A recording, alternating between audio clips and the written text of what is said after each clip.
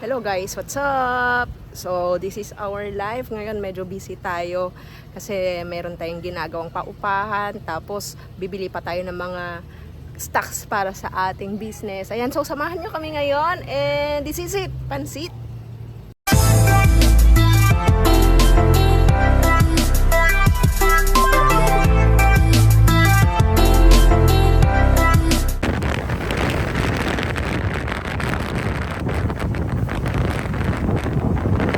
Guys, good morning. So titignan na natin kung anong development na ngayon ang pinapagawa nating kusina dito sa ating pwesto. So medyo busy tayo ngayon kasi marami tayong pinapagawa. Let's check it out! Kayo magandito eh. One. Half day kayo dito eh.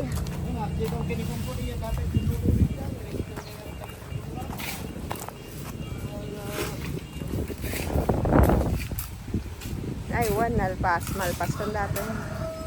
Ito yung pinapagawa naming kitchen dito sa aming pwesto. So, nagpatulong na din kami kina Papa, kina Uncle.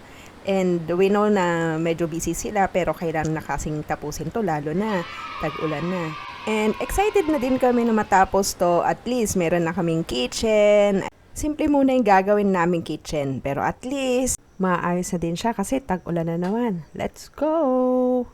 Fast track naman at pumunta nga tayo dito sa isang mall here in La Union and nagtitingin nga tayo kung anong pinakamurang aircon naman dito. So ang kukunin natin maybe window type kasi medyo mabigat sa bulsa yung split type.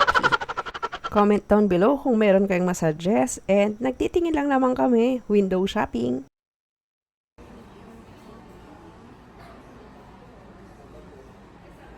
Kailangan ba ng upuan nila? Dito ito. Nakita dito. May hindi eh.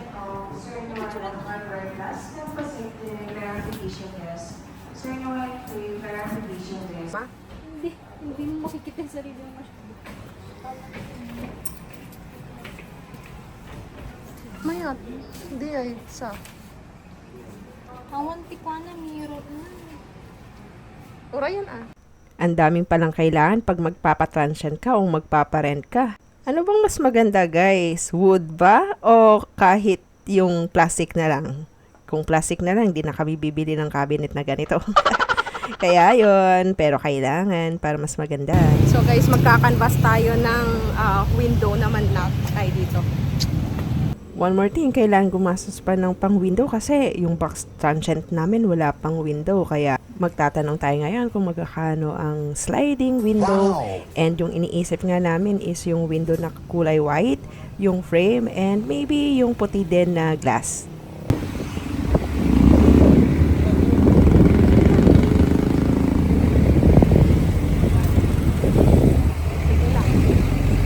Dadaan din pala kami sa hardware. Grabe, ang daming pinapabili. Ang hirap palang magpa-renovate o magpatayo ng bahay, no? Mayat may pinapabili yung karpentero.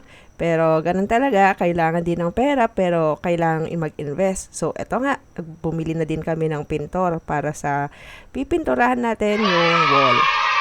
Gumastos din kami dyan ng 3,000 plus kasi pinablend namin. Hi guys, so nandito kami ngayon sa aming bahay at titingnan na natin yung pinapatay natin for Airbnb. So tingnan natin guys. Itong papatransient namin na bahay o box house is actually bodega yan dati. Pero not knowing magiging ganito siya. Iniisip kasi namin na kailangan din kasi ng extra, sayang din. Hindi din nagagamit, kaya yun. Kaya very thankful kami kasi pinagamit to. Anyway, so nandito na si Uncle and marami-rami na din yung mga nagawa. Problema namin, paano namin nilinisin to? Bodega nga, di ba? At ayun nga, buti na lang. Tapos na din yung sa CR. Pero I think marami pa mang gagastusin dito. Pero at least, iba nakikita na natin. Pinapa-measure ko din pala yung lalagyan ng aircon natin. And hopefully, matapos na din siya soon. monthly meeting pala namin ngayon. So, imimit namin yung staff namin sa dagat. But before that, samahan nyo kami kasi bibili naman kami ng barbecue habang nagpipiknik. So, habang nagpipiknik, doon naman kami nagmi-meeting kung anong dapat i-improve sa store, ano yung mga problema. So, at that point din, nakakasama namin sila and nakakabanding din kasi minsan na lang din kami magkita. Lalo na yung store, it runs 24 hours. Kaya minsan kapag pumupunta kami, morning lang o kaya hapon, so hindi na namin nakikita yung panggabi. As much as possible, gusto naming i-treat yung mga staff namin na kapamilya talaga. Lalo na yung mga staff namin panay bagets. And andito na nga, kunuha na namin yung barbecue. So ready na.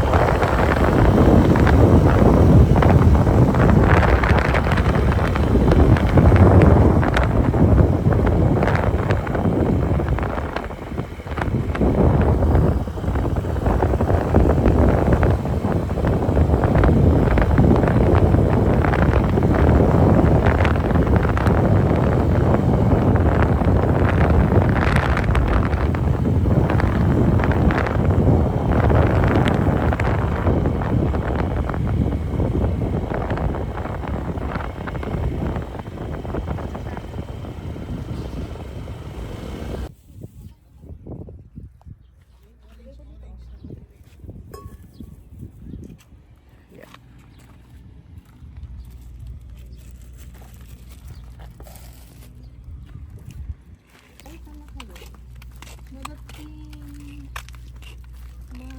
makita yung store. Bakit yung pumunta? Pakita lang natin. Meron na dito pero baka pa na. Ang kaya guard. Wala pa pala sila. Akala namin nandito na. Ay nako, deduct sa sahod. Joke lang. Pero at least, diba, excited kami kasi makakasama namin sila. But unfortunately, yung isa hindi makakasama. Ayun. So, tara. At after 15 minutes, dumating na din sila. Parang gutom na gutom, guys, ha? Ayun. So, grabe din yung usapan. Sinishare nila yung mga customers na hindi nagbabayad. Yung customer na 2 months na hindi nagbabayad. Tapos, nagtatago pala. At ayun nga, mga usapang ganon. Tapos, tinatanong din namin kung ano yung mga plano nila sa buhay, yung plans nila after 6 months, after a year. Okay lang din naman sa amin kung hindi din sila magtatagal. Pero, syempre, mas maganda kung magtatagal, di ba? pero hindi din kami selfish. Pero gusto din namin na mag-grow sila. At madima-dima pang mga usapan. Shortcut na lang. Naabutan na din kami ng gabi. Grabe yung araw na to. Ganito ang buhay namin bilang isang negosyante. Pero yun nga, grateful kami kahit madaming ginagawa, kahit sobrang busy. Thankful talaga kami kasi given the chance din na nandito kami sa Pilipinas. So, lahat ng oras is nasa sa amin. Kami yung may hawak nito. Yun lang. Ciao!